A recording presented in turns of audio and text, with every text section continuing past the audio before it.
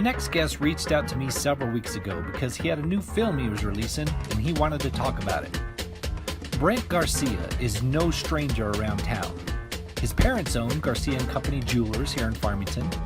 Brent owns Garcia Brothers Marketing Company. He does tons of video work, and he's a filmmaker. Brent has a new movie coming out this year with a cast that is super cool. We'll get to that. It was shot entirely in Farmington and will serve to stand as another example of what the Four Corners has to offer filmmakers. We both want to see the industry grow here in the area, and Farmington makes a great hub with even better people working to make that happen. Besides Brent being a fun guest with a cool topic, this will be the first truly magnificent beard we've had in the think tank. I mean, look at that thing! Even though Brent is a competitor of mine, we're taking this rare opportunity to put the competitive spirit aside, slow down, breathe, and just relax. Just kidding. Brent's about to jump in the truck with a crazy driver so we can get jacked up on coffee and have a few laughs. Do you think he'll make it home safe? Come along for the ride in Ken's Think Tank. Ken's Think Tank is made possible by the following sponsors. 505 Motorsports in Farmington is awesome. They sell vehicles of all makes and models, as well as four-wheelers, motorcycles, boats, RVs, and more. They even offer in-house financing and co-signment.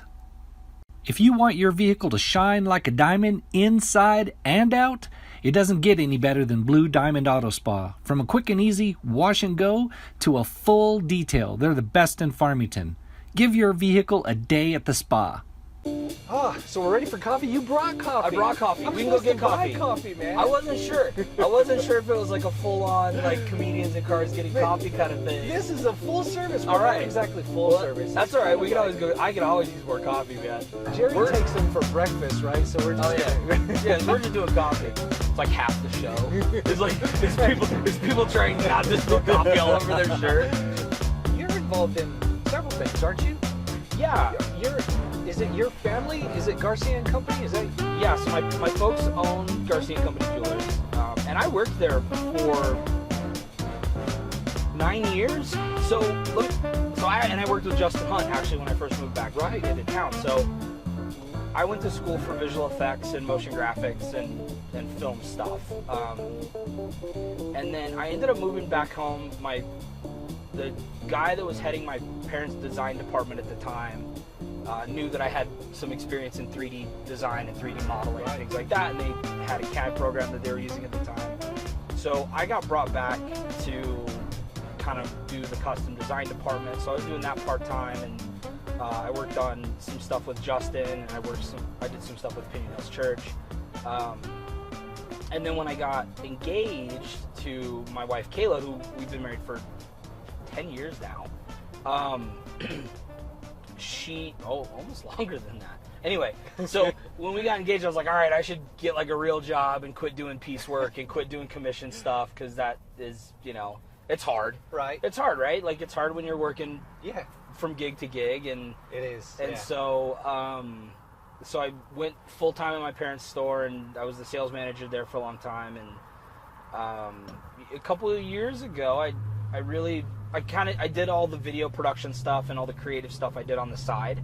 I had a watch review channel on YouTube that got pretty big, and then I did some other stuff. I did some stuff with the store, and man, it just was really, I've always wanted to be a filmmaker. I've always wanted to be in this space, and it just really started pulling at me.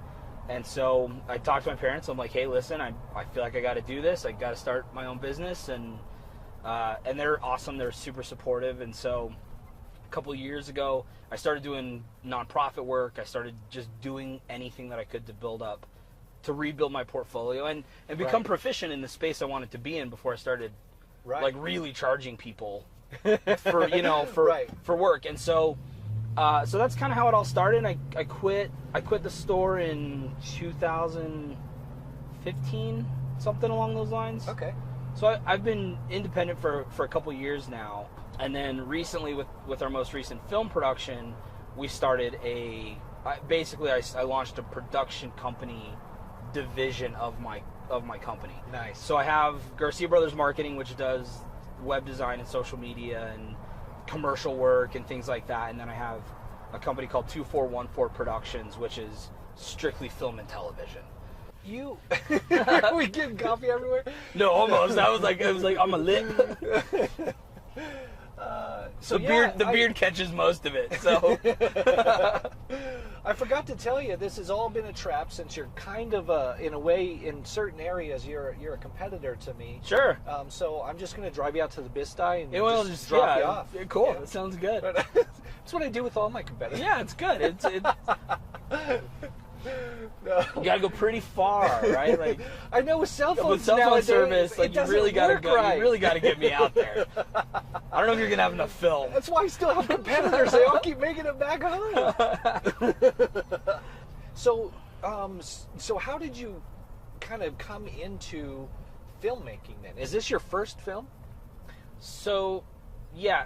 So I mean, really, I started filmmaking when I was a kid. My parents had one of those big, like VHS. Yeah. And we would do like in camera, and like we'd do blood, and we did little horror films, and we did stop Nice. motion with using one of those VHS Did you cameras. really? Oh yeah. Dude. And so, I mean, really, I've always been interested in it, and I draw, so I do art, and I've always done illustration, and so I've always been in that space. And then, like I said, at some point I bought into the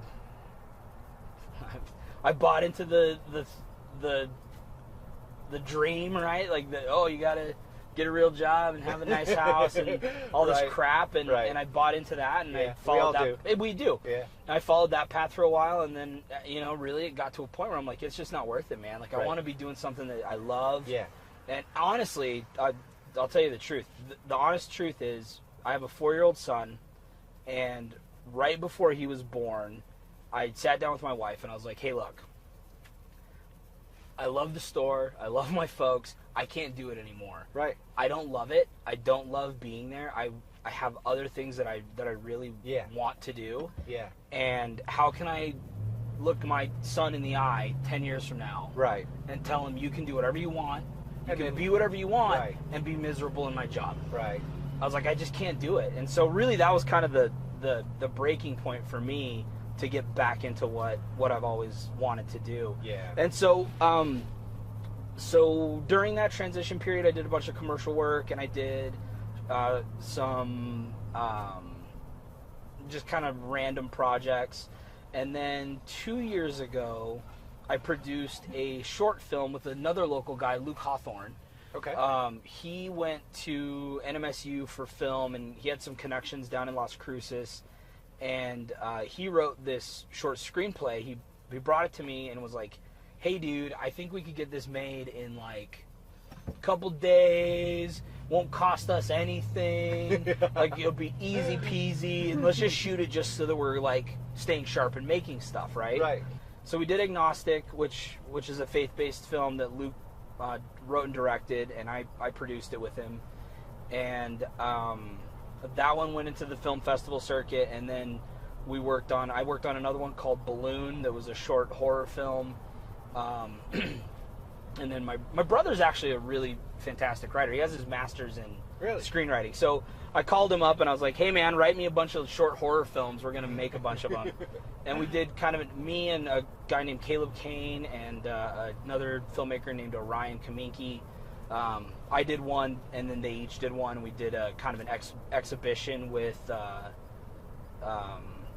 one of the guys from Jake's Tattoo. He did an art expo, a Halloween art expo downtown Right. last year. Right. So one of the installments was our series of 3 short horror films. Nice. And so we did a bunch of shorts. We did Agnostic, which has done really well. We've branched out. I've been doing a lot of music videos. Have you really? Yeah.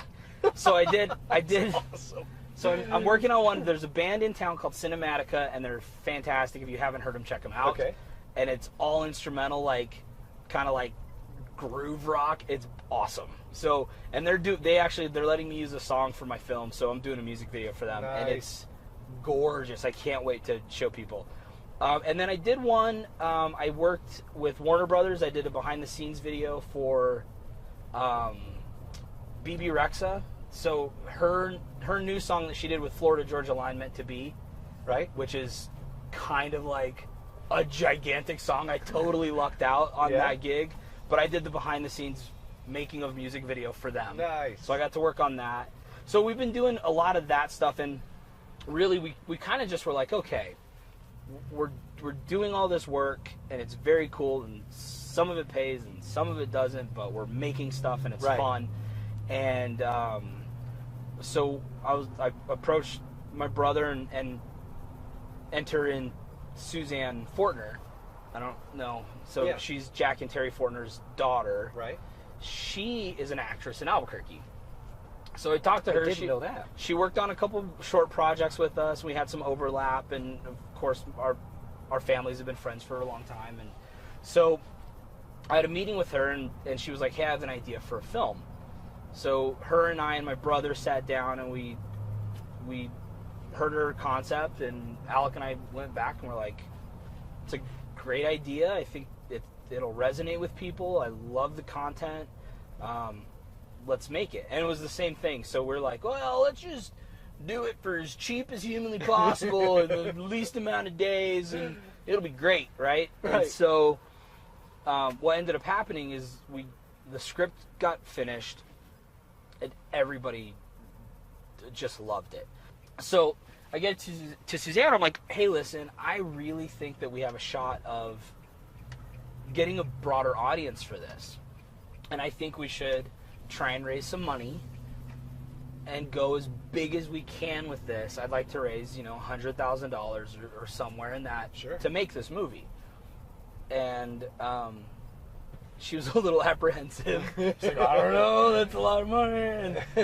And so we went out, and we had a contact with Stephen Michael Quesada, who is in Breaking Bad. And That's right. If you watch Breaking Bad, so he played Gomez, the DEA agent, right, alongside Agent Hank Schrader, right, the Hank Schrader character. So he's from Albuquerque. He's a county commissioner down there. He's a big fan of local film and local production. So he'd given a talk in one of Suzanne's classes. So she'd met him before. Yeah. And so I was like, hey, why don't you just try reaching out to him and just see what he says? Yeah. Right? What's the worst that can happen? He'll say no, he's not interested. So she arranges a meeting with him, sits down, kind of tells him who we are and what we're doing, and gives him a script. And she's like, hey, just read it. At least let us know what you think. If you're not interested, maybe you'll know some actors that would be, but we'd really like for you to play the dad character in this film. Right. So about a week later, he reads it. He's like, I love it. What do we got to do? Nice. I'm in. I will help you guys. And we're like, okay, here's what we can afford to pay you. And then we had to go out and get the money. It was basically how it happened. And so once we got him on board, one of the actors that was in Agnostic that has been doing well on the festival circuit is a friend of ours. His name is Eric Martinez. He's a writer and a director and a producer. He's got a huge career in Albuquerque. He's been doing stuff forever. And he's filmed up here with us before. So we reached out to Eric, and we're like, hey man, we would also like you to be in this film. We have another name. We were in negotiations with them at the time. We're like, we have another name, and we would like for you to jump on board. And we know you've got some friends in the industry that are big names, and we would like for you to see if you could bring another name on, because that's only going to help us, when it comes time to sell and promote the film and things like that. So while we were sitting there meeting with him, he made a phone call to Quentin Aaron, who played Big Mike in The Blind Side opposite Sandra Bullock, and we sent him the script. We ended up rewriting some of the script to accommodate, because we wanted a bigger part for Eric. We didn't really have anything for him at the time. Okay. So we wrote a new part in for him that is actually one of my favorite moments in the movie. And then we rewrote this friend character of the love interest, right? So he's the friend of the love interest, and he kind of provides some comedic relief and some of that to the movie. And he's very funny. He's a very funny guy. Everybody that worked on the film was fantastic. But so anyway, we call Quentin and we're like, hey dude, we don't have a ton of money, but we'll fly you down here. We'll pay you something. Do you want to be in an indie film? And he was like, yeah, sure. If Eric likes it, I like the script.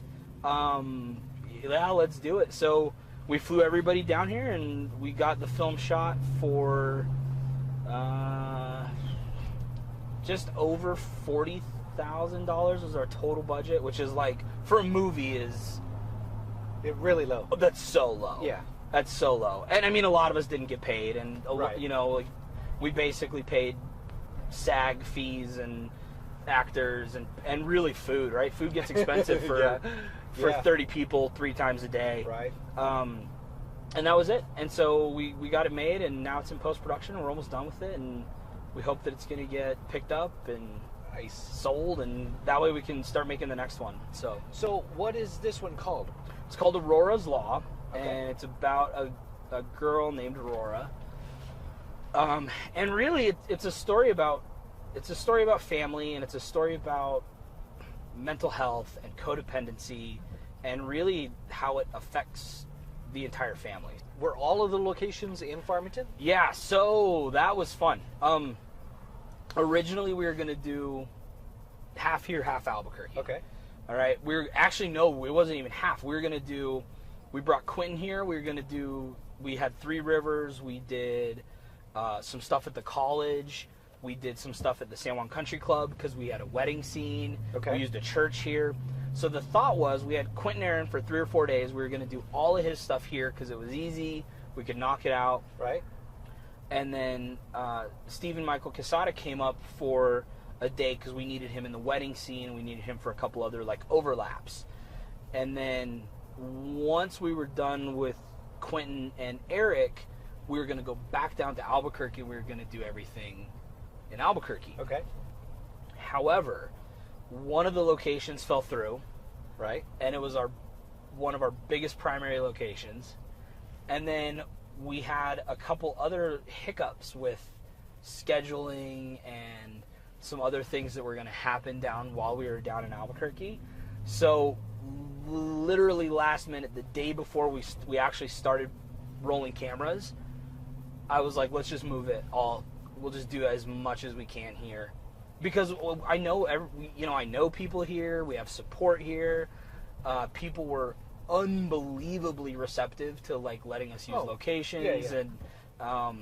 And so food, we got some food donated, which we wouldn't have been able to afford it if we hadn't had if people hadn't stepped up and really leaned in to help us make it. I mean, really, the whole community made it possible. It's hard to keep the actors happy when you're like, all right, everybody's getting ramen. Yeah. No, okay. So here's what I will say: Ramen and hot dogs. Ramen and hot dogs. I hope you guys are super hungry. Easy Mac all around. Spared no expense for you guys.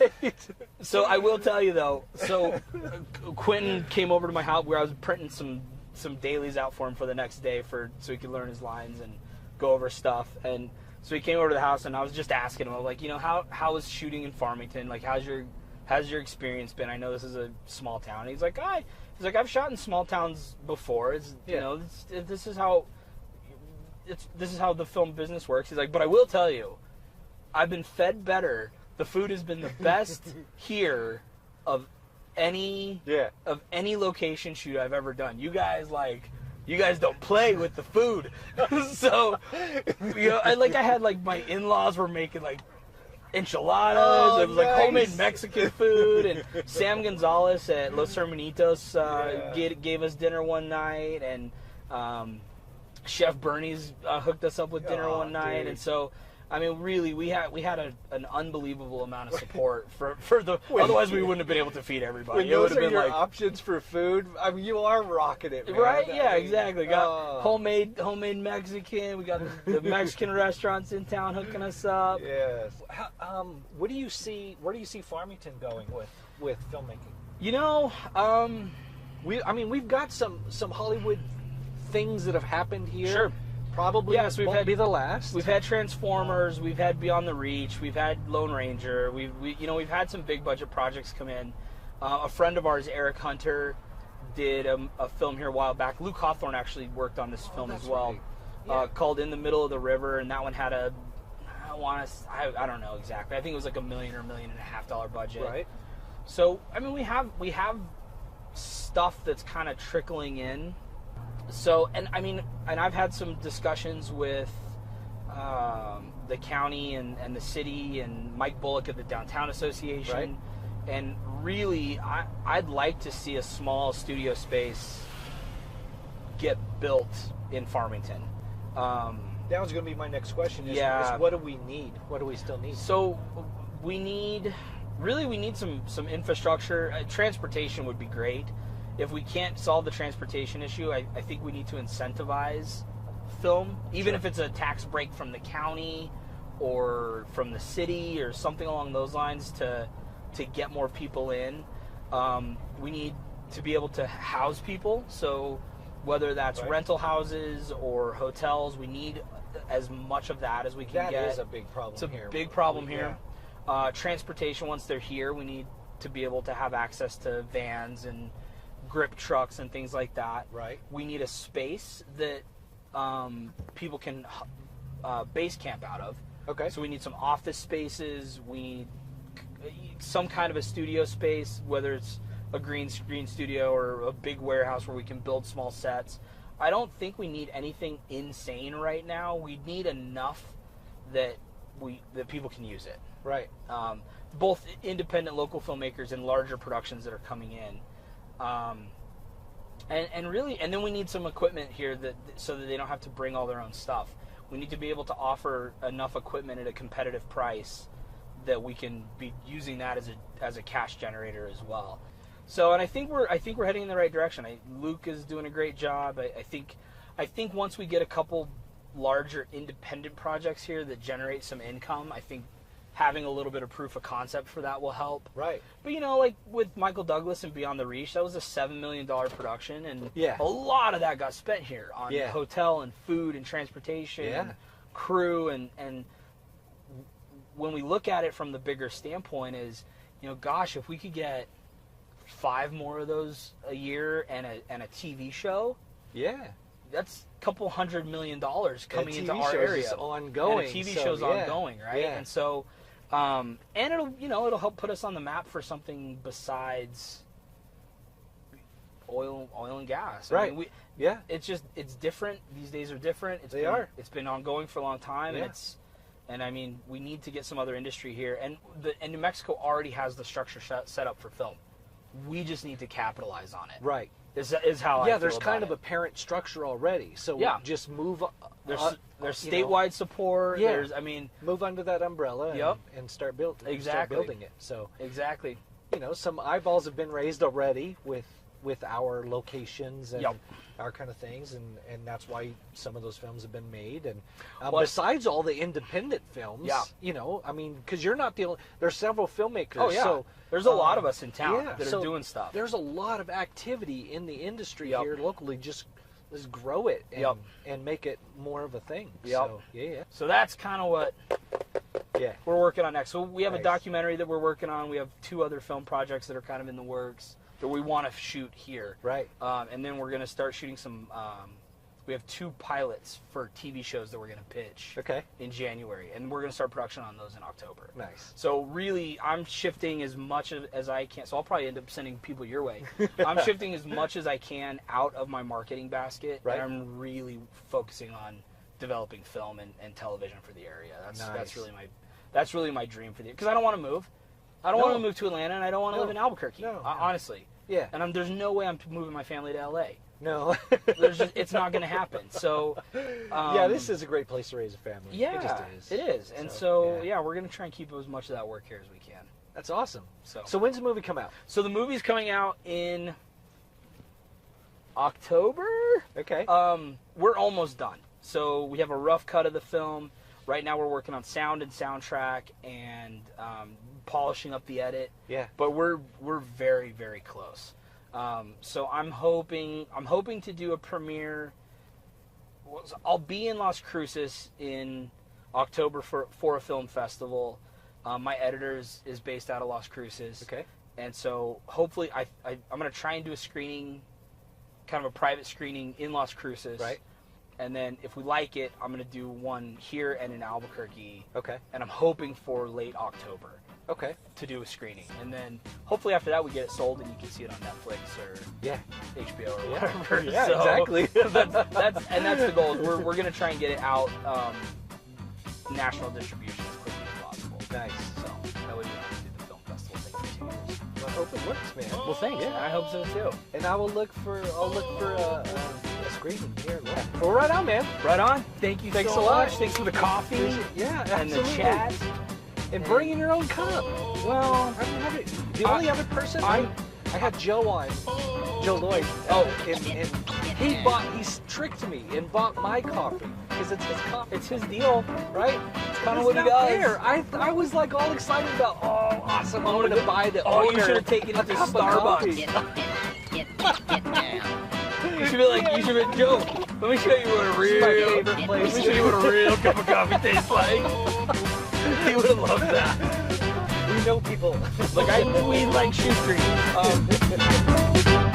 Shoestrings and